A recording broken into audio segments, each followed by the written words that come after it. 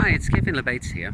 So earlier last week I was talking about the actual issue that blockchain solves, namely that it's all about personal ownership rather than outsourcing ownership to another party at a cost.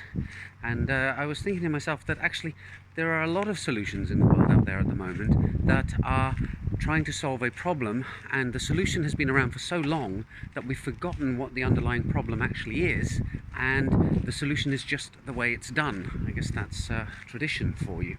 So today I was in the supermarket picking up items and trying to read the ingredient lists. Now I'm 48 years old, so I have got presbyopia, and the writing on these packaging ingredient lists are small, and what's more, as an Englishman living in Finland, I'm faced with either trying to understand the Finnish or the Swedish, or sometimes, if I'm very lucky, there'll be a Russian ingredient list there as well, all in tiny letters and words that I'm not very familiar with. Now I'm going to tell a joke, which is the joke, namely, how do you know if someone's a vegan? And the answer is they tell you.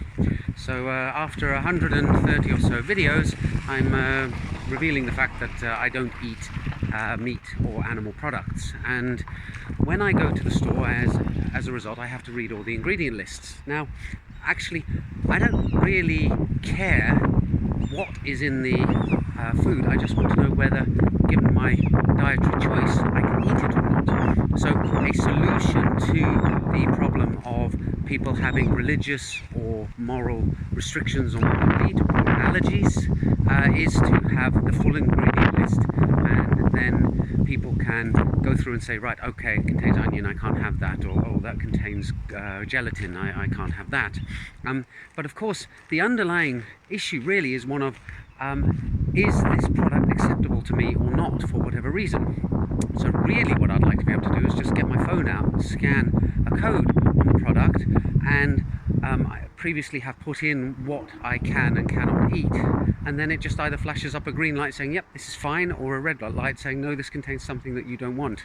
And I think there's an example of how, when you actually go and look at the underlying problem, you can actually come up with better solutions, especially since when we get stuck with an old solution and new technology comes along, sometimes it's hard to match the two up.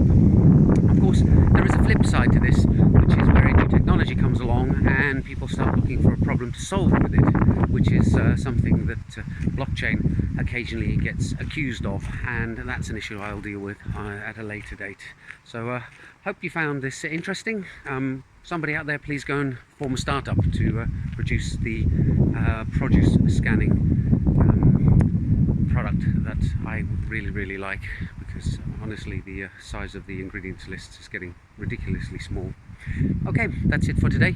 See you in the next video soon. Bye for now.